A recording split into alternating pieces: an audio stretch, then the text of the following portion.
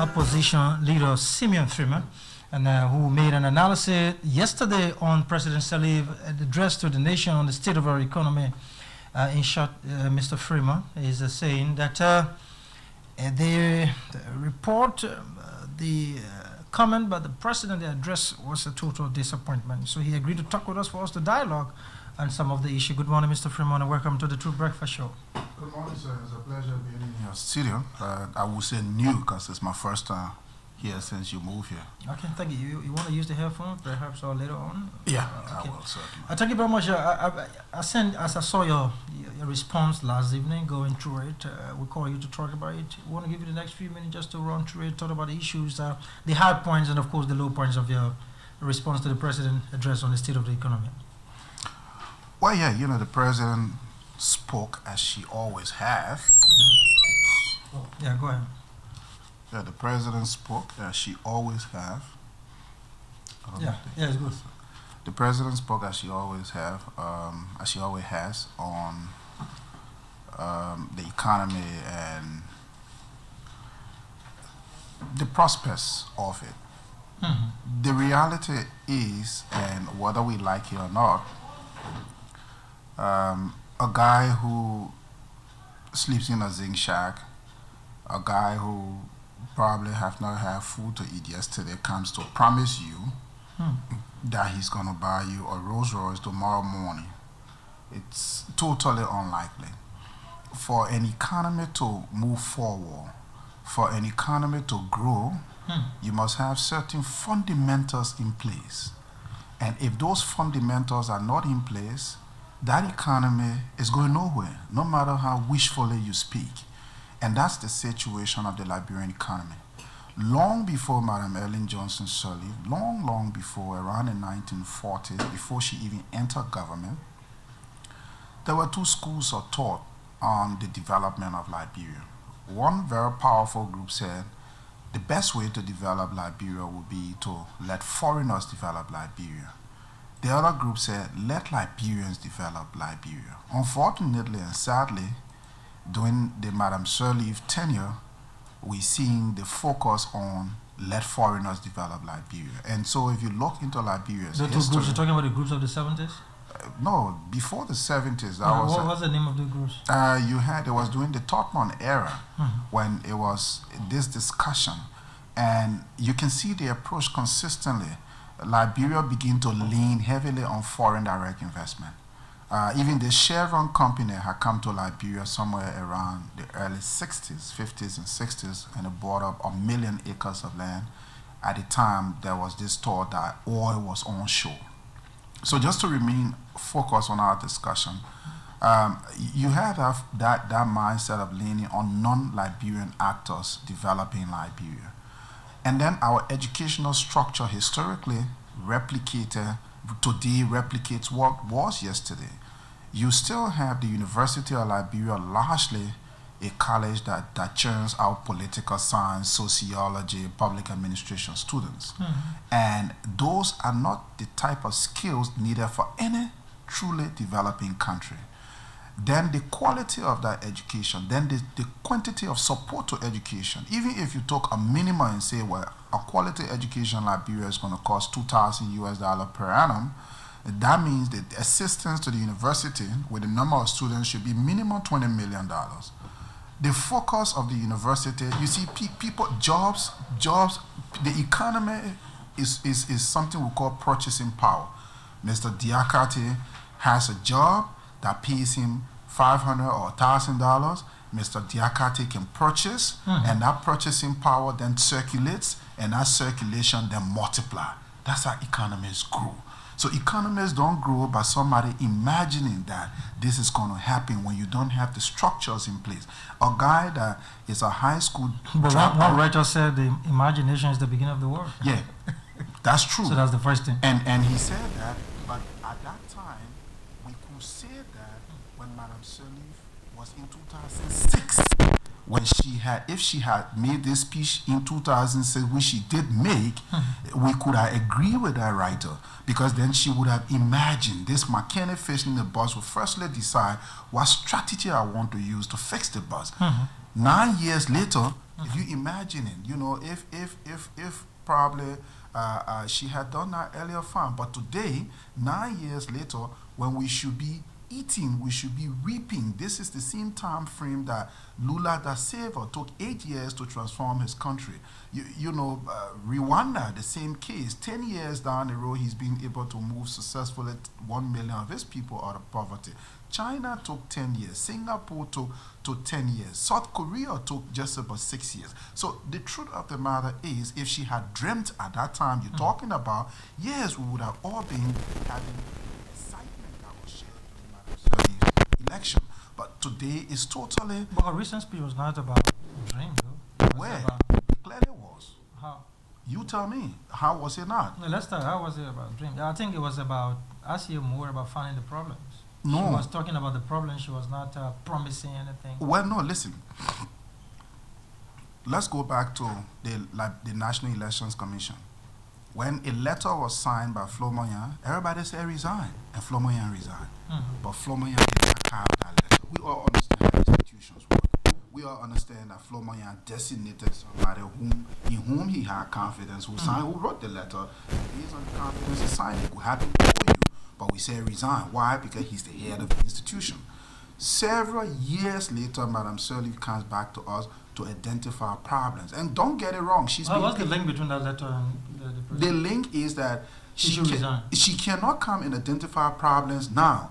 Whatever the sources of that problem, she's blaming people. That's why I didn't even deal with that. She's blaming individuals. She's blaming people. She's blaming this. We don't want to hear that. You were hired to do a piece of job. Did she blame individual? Yeah, she blamed individual. She said some people will be fired. She said because of the disagreement between the finance ministry and the central bank. So we have this situation and some people will be persecuted. We heard persecution issues. During the 2011 elections, when Front Page Africa interviewed Madam Sirleaf, what did she say? She said, well, you know, that everything had been fast-tracked. The Justice Ministry had done an analysis of all of the issues, and that, you know, some people will be persecuted. It's been, what, since 2011, this is 2014. 2014 almost going to an end. We've got a few more months, and then it's all over, and the issue of persecution is still a joke. The issue of the establishment of the Anti-Corruption Commission. So you have all of these things. Look, at 10 years, 9 years later, we're not interested in her stories. 9 years later, we wanted to have seen the $16 billion that you say was invested. Don't forget, you remember when El Nito came to Liberia? I called a press conference and I said, this is a shaded company. This company has no substance, that it cannot take over. People like Broadway PLC, that a whole oil block was given to, did not even have an office. One of the partners in the El Nito agreement, Bloemfontein Limited, we established that Bloemfontein Limited was established a week online in Mauritius. All right? They didn't have an office, they didn't have a website, no information, whether it is the same group of people here that established an offshore company in Mauritius just to take up equity in the resources and then sell it for cheap. Who did they sell it to? A man who has access, Sisa Goa. This company has access to the copper mines in Zambia. And this company is bragging that they're making so much money and pay paltry amounts for resources in Zambia. Similar thing that's happening here with the entire Western cluster. The trends of everything is so shady. Then you have, what's the other group name? Mo Stevens, that did an analysis. The law of Liberia forbids you leasing land for more than 25 years. You're talking about the Leti audit? No, yeah, exactly, the Leti audit. Yeah, go ahead. Okay. The Leti audits. Now, we came to find out 66 of the 68 agreements were flawed. And those were not just simple things. Take, for example, you have the Liberian law forbids the renting of land for more than 25 years. You give these people this land for 60 years, and you said nothing's wrong. And then let's look at the core issue of the tax break. Let's take BRE for an example. You gave BRE almost 100 million in tax break. You know BRE is not here now, but BRE sold that tax break, and it is still valid. You said that in your report, but... it's still valid because the legislature have not repeal or amend or revoke the BRE agreement, so that tax break is valid. Any company can use that, and there is a huge trade-off between if you give. How can that be used by another company? Yes. Because it's a BRC sold it. Who did they sell it to? One company I hear out of Nimba, you know, you can do your test. There's a company out of Nimba, I think. I hear was trying to buy that, and they've been using that. So you really believe that? Believe that? It is law. If you talk to the finance authorities, it's law. If you give me a tax break, whether I am here or not, have it is a you law. read the terms of the tax break? Because you call it tax break, I call it investment incentive. Have you really read it and understood the terms and conditions? To want to believe that it was sold or not? It's clearly that. That is impossible. No, it's not. No. It is. What's the counter to that? No, where from a tax break and then solo use the tax break. Because even on the application, the name of the company will be mentioned. No, the way it works is a corporate body. So when a company is born, they sell to you, they sell to you the entitlements. Yeah. So if BRE folded up as a company here, it did not cease to exist. It will only say BRE was sold to this group. Incentive that I call tax break that you call investment incentive. So then if I'm Simeon Freeman, I bought it. I saw that in your statement, and I did the research. It's incorrect. BRE did not sell their tax right to any company. The thing is, if at all government give you tax incentive or investment incentive, which is normal in any investment environment, is intended to encourage investors. If you are leaving, you leave with it. You cannot transfer certain rights. Certain rights go with you, and this is even in corporate law. You carry certain rights. Some of them you sell them away. So let's go to no. But let me just correct that. What's the basis of the assertion you just made? The basis of the assertion it cannot be transferred. No, in this case, it did not happen. Because you told me that BRE. There's a company called, I didn't want to be specific. There's a guy called Flawed in Nima County that attempted the acquisition of that. Up to the time I am the acquisition of the tax break. Yes, from BRE. Attempted. He attempted that, and I got that information. I read the documentation, and it needed certain signatures. Now, at that point, BRE was selling what was left of it. Now, any company can sell what's left of it. Okay, so there was just an attempt. No. What I'm saying is, what I'm clearly saying is that at the time of the attempt, that documentation I saw. So I did not go back to establish that the signatures were consummated. Okay. But considering that it is true that any company can buy whatever is left of another company. So I think there's a way you should say it. Use the word attempt. They were attempt to. No. Listen. But it's a BRE solely, that is definitely clear. It's definitely clear because it can sell it. The thing is an asset of the company. If my value, for example, the original company that took over Western Cluster is which company? Elinito. And Elinito took over Western Cluster with what? Certain rights, certain investment incentive. Sessagoa bought it. So what did Sessagoa buy? Sessagoa bought the mines, Sessagoa bought the rights, Sessagoa bought the investment incentive. There's a silent company in there that is not being mentioned, Bloemfontein Limited. They also bought that as well. We'll try and get the facts. We'll compare your information. I can give you the facts now just by looking at some things that I have on my phone. We'll get the facts and see which company they sold it to and whether that company has used that right. So let's move forward. You're talking about the boss, your knowledge of the boss. You say the boss should be parked. You said the boss should be parked? Yeah, your analysis of about the boss. You say any mechanic repairing an old boss for 9 months, if a year can be for one month, has a capacity problem. Talk about that. Yeah, I mean, if you have your old car and you're going to give it to a mechanic that says to you, give me $2,000. I'll fix it. I'll fix it. And you pay the man $2,000. And 9 months later, he's still telling you problems. And you know the system. If you have an old car, you know how mechanics do it. It can be frustrating. Very frustrating. They will tell you, give me $2,000. You give them the money. Then they come to you the next day. I need this other spare part. You give it to them. The car is still sitting. So for me, you see, and you use other global examples to look at what's happening locally. If you have to look at the quantity of goodwill this government have enjoyed globally, the quantity of money they've borrowed, which people don't talk about. Okay. More than 740 million have been borrowed already by this government. In the last budget. Yes, with the right to borrow another $300+ million, which is going to take it up to $1 billion. Now, and she's asking to borrow another 300 and something, which is going to take it to 1.3 billion if the data is granted. In the last 7 years, in the last 9 years, you collected $2.7 billion. All right, and most of that money have not been spent on the people; is being spent on recurrent costs. And you talk about recurrent costs, yet every year you increasing. We didn't have anti-corruption commission before. You brought it in.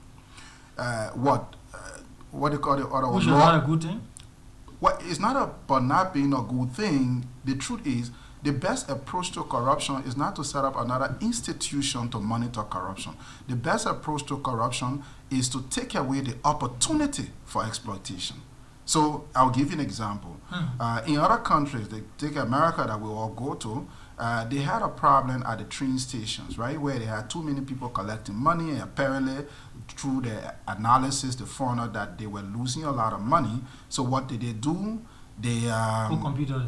Exactly, to put the machines in. You ask the machine where you want to go. You drop the money in the thing. You have to pay by card or cash. They have cameras on it where that machine is. Somebody way in another state is looking at it. They just have a man physically there. All you're doing is more of a security job. People say that they even read newspaper. Corruption was disabled. The way to fight corruption is not to take an anti. And you can see the example. Who was the symbol of corruption? One policeman on a billboard taking $5, when in fact the anti-corruption commission is here and Liberian laws have been violated. The anti-corruption commission is here and all of these violations are taking place. So in short, it was not a good idea to have the Liberian anti-corruption commission. To in your mind? Clearly, you can see it. It's not what I think, it's what you've seen. So far, what has it done? Nothing. No, different argument. Why has it done nothing? The first thing, to have that institution. To have it, you don't need it. You really didn't need it because that was not the way. And don't forget, the establishment of the Liberian Anti-Corruption Commission is not the first time. You had it before. On October, it was called the National Force for the Eradication of Corruption.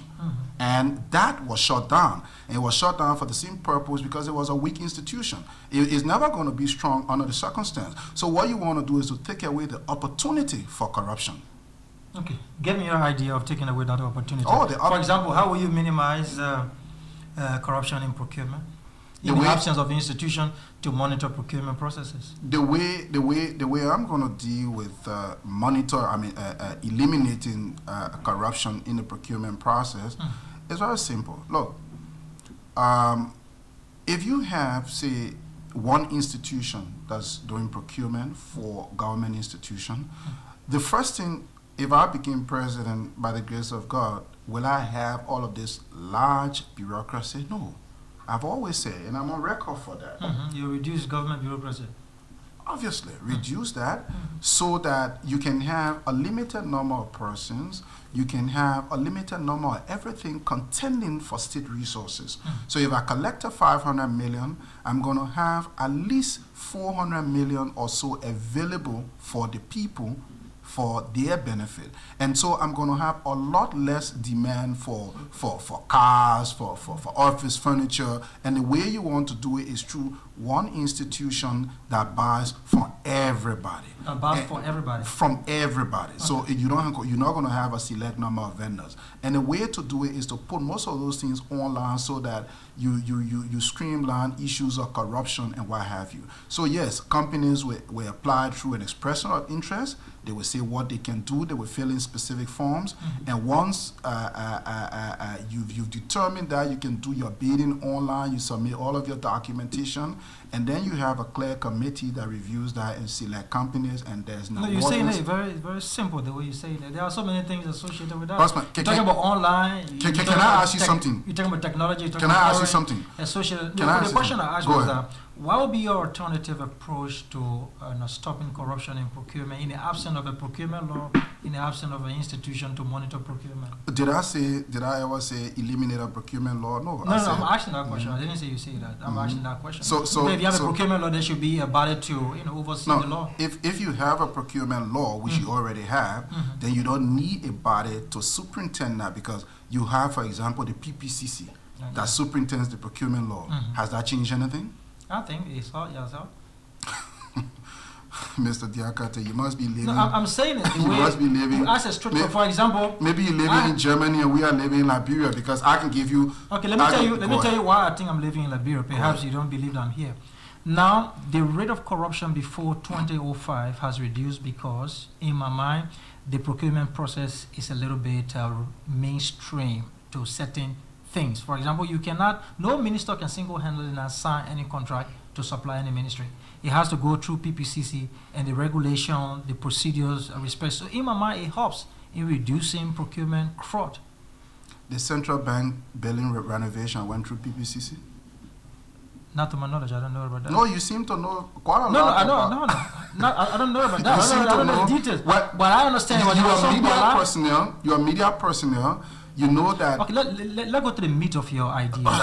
Because if you try to bring all these things, it will a little bit distracting. So how are you going to do this in the absence of the PPCC, for example? But that's what I just said to you. You see, I was giving you an example. Take Walmart, which is a company that is 2 million times bigger than the Republic of Liberia in terms of resources.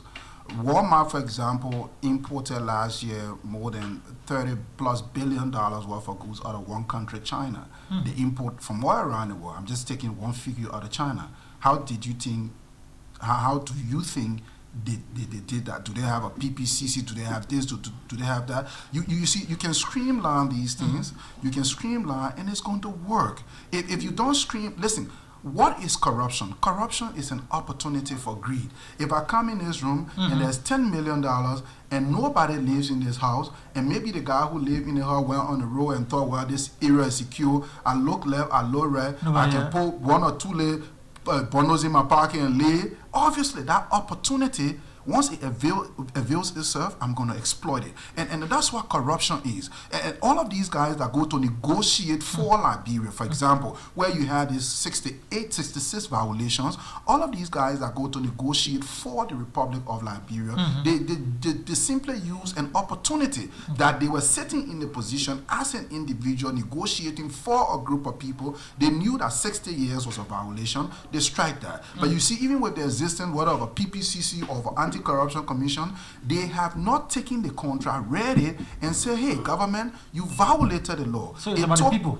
People who represent the country. It's not about the law. No. We don't have patriotic and sincere people. That's the point? No, that's not my point. Okay. My point is, whether the people are patriotic or whether they are sincere, do not create an opportunity for somebody to be corrupted. Let me give you an example in my small church. In the church, we have a situation where when you collect money, at the close of the day, you go to the bank, then there was shortage. We met as a board. We agreed as a board that, look, instead of after, you go to church, after the offering is collected, it goes to the bank. Instead of it being taken to the bank, let the money be deployed in the front, in the pulpit, in the folklore of the pastor and the rest of the church. Check right there. No opportunity for theft.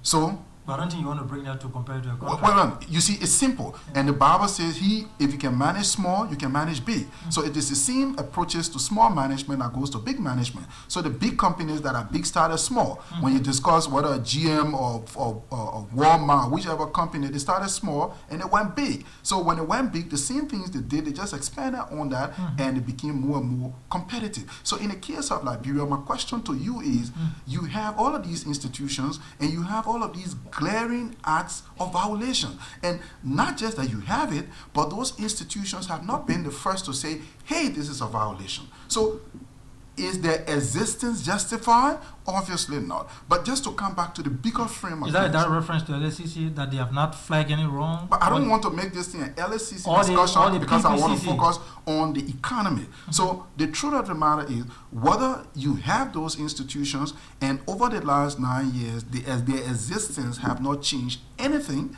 and you still have violations that hurt the people, then what's the basis of the existence? That's why you need to review it. If you are a leader that wants to move forward, leadership is actually some try and error method, all right? So you try something one time, it doesn't work, quickly you check up and you say, look, I need to move forward. But consistently we have this large bureaucracy. In the last, for example, 9-10 years, we've paid money to the Law Reform Commission. What has been its return? But prior to that, let's go further. You've also had... Yeah, go ahead. You've also had... I'll give you some historical perspective. You can go and research that. Ministry of Commerce, for example, included Ministry of Transport, Ministry of Commerce, Liberia Civil Aviation Authority, Liberia Airport Authority. They don't industry, something I think for industry they have, and you know all the different things. About 5-6 different institutions have come out of that one structure. And in reality, the truth of the matter remains that in spite of their existence, you still have a lot of complications. Mr. Freeman, given the state of the economy, and you are analyzing it. Others have analyzed it in just one word. They said the economy is doomed. Do you support that? Well, to say the economy is not just doomed, Honor Ellen is never ever going to resurrect because she doesn't have the capacity, the ability, and the right approach. First thing, Ellen thinks that if you criticize her, then you are her enemy for life. So there is no basis to talk to you. There is no basis to engage you, you know. But a president that has the right attitude. What economic policy will you prefer to Madam Sirleaf aimed at resuscitating, reactivating this economy that you? Well, I've always said that most of these things are contained in our wealth creation strategy. You remember we've discussed it on this show consistently. It's not something we can say in one breath. But if Madam Sirleaf is willing to sit in a class that I would teach, I'm sure she will walk away from the revive and be willing to transform and actually resuscitate this economy. But I don't even think the people of Liberia have confidence in her to wait anymore. I don't think they prepare for that wait game. You know, there has been a lot of emotions where women across this country were totally elated. They were extremely excited that a woman had become president and a mother, and she said the right things. I will make Papa to come. Today, you don't take it from me. Parents, because of they have so much transportation issues, they have to take their children 4 o'clock in the morning. Excuse me, take their children to town 4 o'clock in the morning because they want to try to beat the traffic issues. If you make $200 in this town, you have to buy back a rice. When you buy every day, you have to eat in terms of buying kobo for yourself in the street. Transportation price is skyrocketing. The exchange rate is a whole new issue. Every time they will come and drop some money. You know, just the last time I think they did another 20 million that stabilized the rate for 1 week. After that, it's gone back up. You know, you can't play with people's lives like this. This is people's future. So, you know, there is no hope. Mr. Freeman, in your reaction, you called on the president to apologize to former Charles Gangatilo and the late President Sirleaf in Togo. Oh, yeah. You know, pioneer opposition leader who spoke against nepotism, who spoke against sectionalism, who spoke about the possibility of the transformation of Liberia. And even during the 2006, 2005, she said, I just want an opportunity to transform the lives of my people. But to be in power and to be president, and the very law she even crafted, like the budget, the public financial procurement, public financial management law of Liberia, that to see that she's even in violation of those laws. Like I said, LISCA have generated more than 500 million in the last 9 years, and just to see that only about 162 thereabout have come to Liberia. What happened with the rest of the money, and what happened? That's most of that money, 200 and something million, that was used for lobbying, which they clearly deny, which clearly remains an issue today. So you see, all of these things, you can't criticize. You come to power, the people give you an opportunity, and then you perform worse than the people you criticize. So you think apology is the solution? No, she needs to firstly go to them and say, you know, I was just a loud talker. All my life I've been a critic of everything, and I've never seen how realistic anybody. is that? A sitting president, how realistic is that? Oh, no, forget about president. Forget about forget about being a sitting president. It's about a person coming to terms with themselves. So when she does that, then the next thing she come now and apologize to us, then she resigns, And then, like I call it, it's a Ponzi scheme. A Ponzi scheme basically is, is a scheme that creates that hope that you're going to get something that you're never going to get. So the equity the Liberian people thought they would have gotten, they never really got it. So there is no point in wasting our time with us saying we're having a president spending $5.5 million to protect her when we're getting nowhere. Okay, let me just digress a little. Let me move because there's a point. Let me just digress a little. There is this issue with this exclusive right. You and I think you are head of Consolidated Group, and this exclusive right. I think that's the same thing. Library broadcasting system, and what's your knowledge about it? I didn't quite get that question. The exclusive right for the institution to air the World Cup, to televise the World Cup, and the Library broadcasting system says it has received that right from FIFA.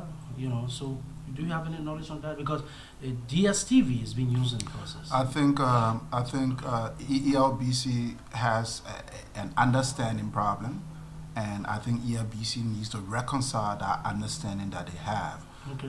Because the way the content generator work, the content generator in this case being FIFA, does what we call segmentation, and with that segmentation they give various institutions rights over certain regions. Like I think the group to which LBS belong is what we call the broadcaster, some broadcaster, yes, African broadcaster. So in short, anybody can get your right and they can show it in the video club, no problem. Obviously, you can show our content can be shown anywhere. Where they're talking about, you remember some of these instances where you've had TV stations in Liberia will just buy a DSTV and relay it.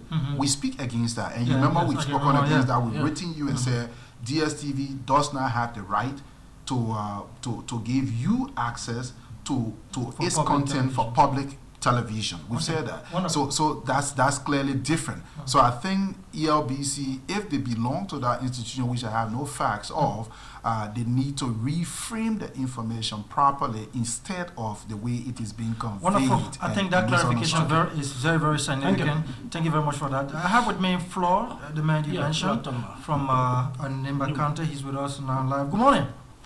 Good morning. Yeah, how are you? Are you listening to the radio? I'm not. I'm in Nimba, but I was just called by my boys from Moravia telling me that I was being discussed on the radio. So I don't know if I can get another opinion of what they told me. Then I can respond. And Mr. Simeon Freeman is claiming that you are involved in a process to buy the tax right from BRE that has folded up.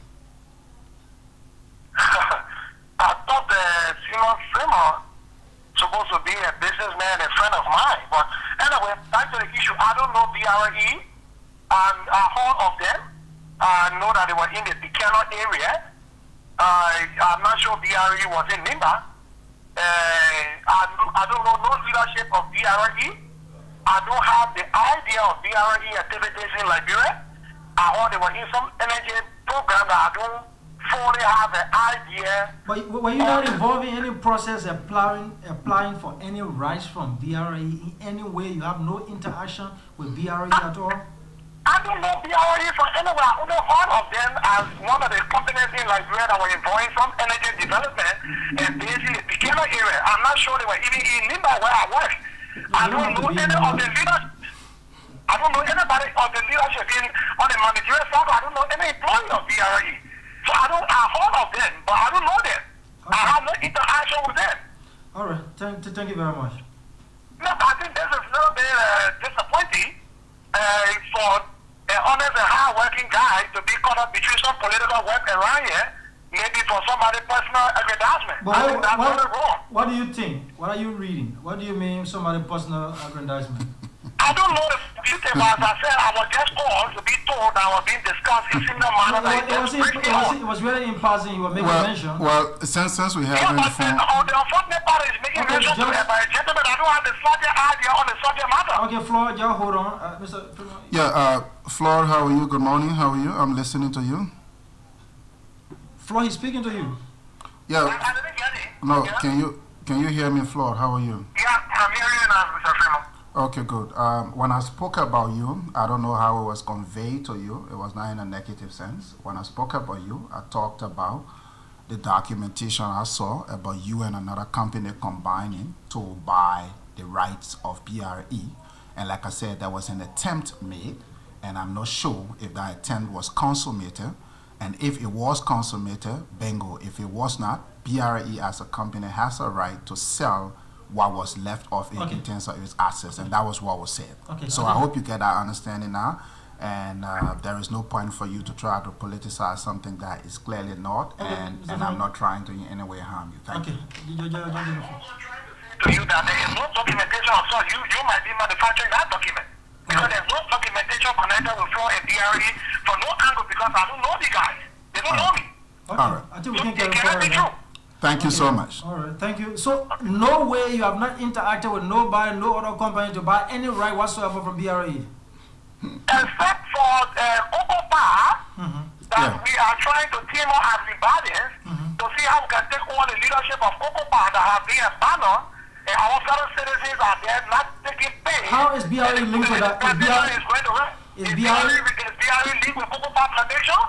Okay. I don't know. Okay, Flo, we'll talk more about this. Maybe if you come on over, we'll discuss more. Okay. Thank you very much. You know, talking about Cocopa and talking about these kinds of... We're out of time. Let's just get a few calls from... I think we'll go 5 minutes. No, it's...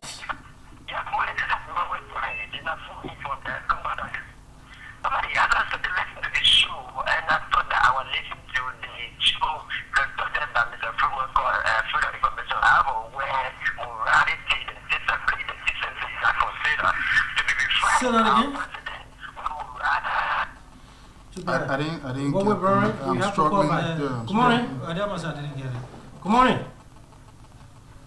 Oh, sorry. Let me take this very quick because we're running out of time. Good morning. Good morning. Good morning. Be fast now.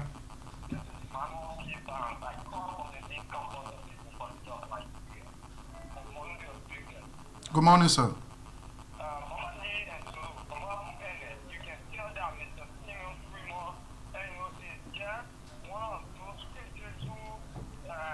I'm just say Umba.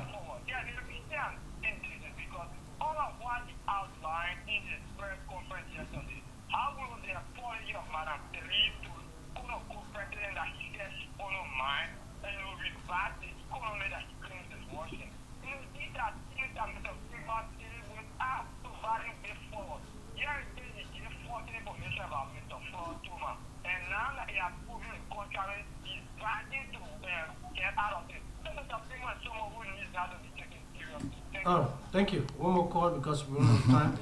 Good morning. Good morning. Good morning, sir. My name is President, and I'm calling from Chester. Go ahead.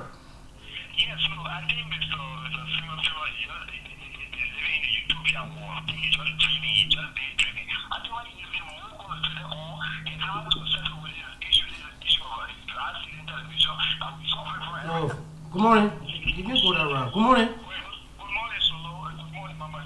Go ahead. Well, this is how we see right now coming from Front Street. Go ahead, Sila.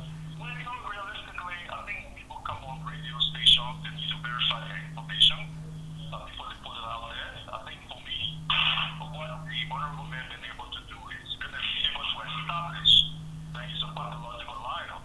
For you to call someone name out there, which of course does not verify the information or authenticate this information.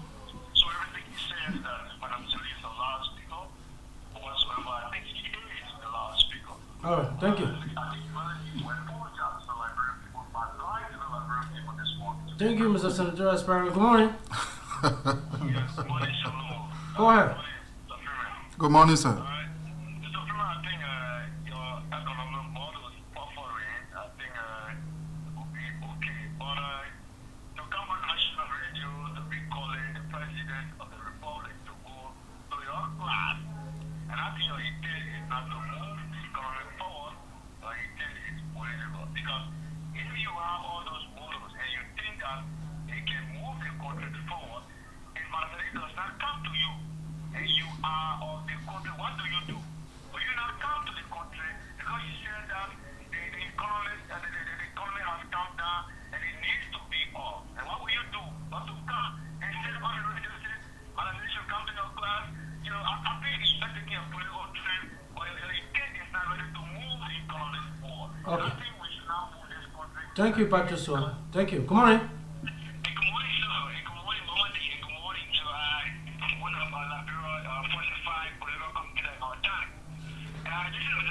Your name, please, your name. My name is Freeman. I speak from District 5 this morning. I believe Mr. Freeman session is based on an envy and criticism without any merit of any solid information about people. How can you argue that you own a business entity with which this country is operating as a DSTV operator? And now you are saying that economy is down and the president don't have the charisma, don't have the leadership ability. What are those recommendations? Are you just seeking a mere political interest or anything? Because you cannot come on the air and say that the president should go to your class. When you go to class, what have been your own past experience? Okay. Besides the DSTV that you want, what have been your own working experience? What have you been? Been past spectator of Okay, thank you, my brother. One last time. Just found out. Good morning. Good morning. And be fast, run out of time. Yeah, well, listen. Go ahead, my brother.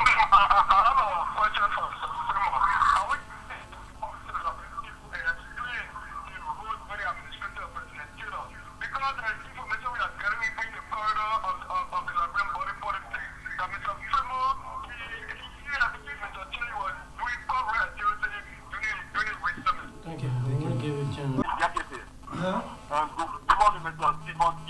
My name is Julia.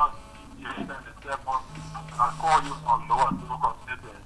You know, it's always good to have people, Sirleaf, Freeman, and all who are always then critical of new international government. But I think when people like Sirleaf, Freeman, and all see, it should be accompanied by serious policy action by national government to show those concerns raised by all citizens are addressed to be cool. Because you cannot vote on freedom of speech when those things they plan about people like Sirleaf and all are not implemented for national government. Because what we have things like here is free talk as opposed to free speech. But I think we need to elevate our advocacy and criticism to be more action-oriented venture that will ensure that we emancipate and liberate our people through the national strike action that will call for solicitation signature throughout the land and breath and let them still aristocrats be down. All right, Johnson, thank you very much. Yes. Good morning. This is Daniel Williams, and I'm calling from New Jersey. Go ahead, Ben.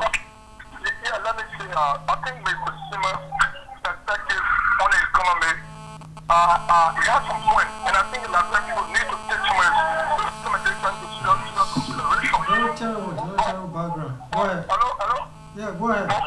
What I have problem with Mr. Freeman is saying that the president will apologize to former president. So we need to do a historical retrospective of the characteristics of those Okay, Ben, I'm sorry, we have to go. We out of time. Mr. Simeon Freedom.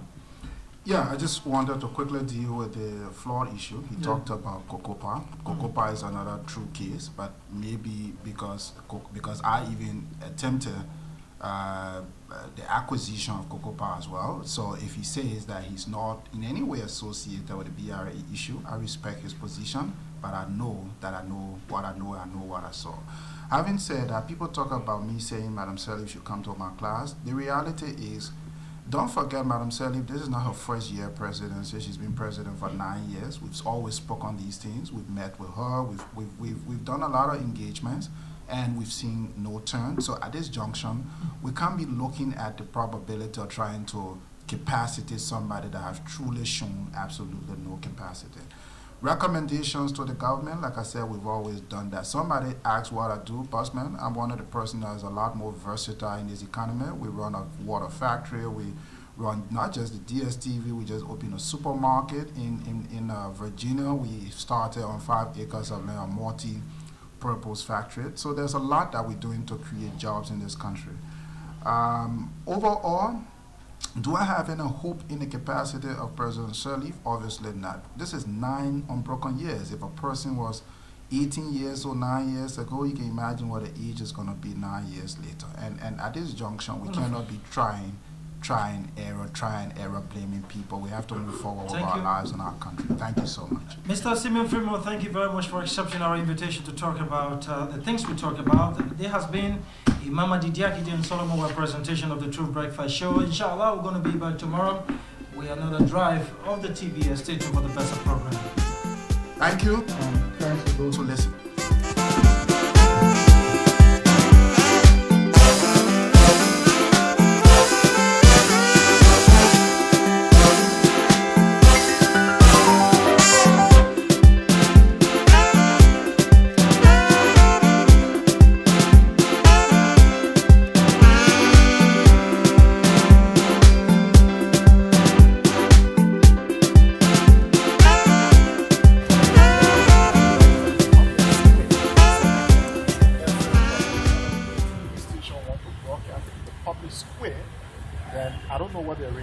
So we'll come there involved in it. If you have a video club, yes. If you have entertainment center, yes. You know, you can buy directly from us and you sell. Because the content is, listen, people don't understand. When you hear that Messi makes $300,000 every week, that money, sometimes you watch the game, you see that the fee is empty. The fee is empty. That's not why they make the money from. They make the money before the fee. They make the money from rights. So, for example, they will take America. They will say, okay, America has 250 million people, the economy is good, the economy is that. To watch the World Cup in America, television stations that category, that direct to whom, then they got public broadcaster. So the direct to whom probably will pay about $1 billion just for content rights before the game. And you got to pay for now 1 year in advance. You got to go want to have a budget. That's the money they spend. So they spend is, imagine they divide it and spend it over the whole continent. So they spend it to Asia. Like in Africa, they divided Africa into 3 zones. They got Nigeria, South Africa, then the rest of Africa. And why they did that? Because Nigeria has become Africa's largest economy. South Africa is the second largest. So they want to make more money. So they divide it out, then they bundle the rest of Africa. So when you have those content, so they make more than $5 billion. No, don't make it formal. We're talking off there. No, we're talking off there. We're talking off there. And my question is, Nigeria has the rights, and Nigeria is dealing with example, Rascal Worldview, and then I am in a business with True FM. And then doing my signing of the contract with Rascal Worldview, I have put in a package that the benefits that they can show from my... No, but let me just correct that. If Nigeria has the right, it will be over Nigeria in. That's how it's in. You see, that's where SATCON is having a problem from.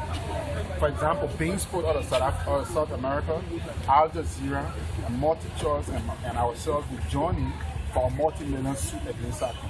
You notice some people who asked SATCON during the last deal, we shot them back. There's something called as a technological fingerprinting. You notice sometimes you're watching the game, you see the long code that will come up. And when you see that, it's not for nothing, we're doing fingerprinting. We'll take that code and send it back, and we'll be able to know the number of the smart card and we show it. Bein Sport is in South America and they have rights over South America only. They don't have rights over Africa or over Liberia. You see, the sporting is money. So when you see the follow for advertisement, they make money. When you see Samsung advertising, that's millions of dollars. So that's how they make the money before they do. Football is money. So when people say, oh, the TSTV is expensive, people don't understand. It's not money that for me. It's like, you buy soft drink, one place. Coca-Cola say, Coca-Cola say, the soft drink, before the soft drink was 500. They say now the soft drink at 1,000. If you are selling $1 before you sell it now 20, you got the price double. So how you buy the things, how you sell it. So I have money that come into our money to pay that directly. So when you see those footballers making it, like, you don't put your car on, you need to put your car, collect it from the pay, we just buy it, we pay the money to that, how we sell it to you. So it's supposed to serious money. Serious money. Thank you for the clarity, sir. Football and serious money. So when you're watching that, it's not money. You can even see the video club that. This is not money. That football playing that's serious money. It's the most expensive content in the world. What you think? You think that the team owner they can pay the player there? Open your eyes, man. Not money. Money for you. Yeah. I mean, they come and walk off the beach and all. Everybody have right to yeah, you don't want to do it, but these are all things in the public square that clearly do. So for us, that's money. There's not money there's money due to that goes on. So all over Africa, people are excited. They want to watch football. They want to watch this. You know, that's this. Thank you, gentlemen. The supermarket found the opening.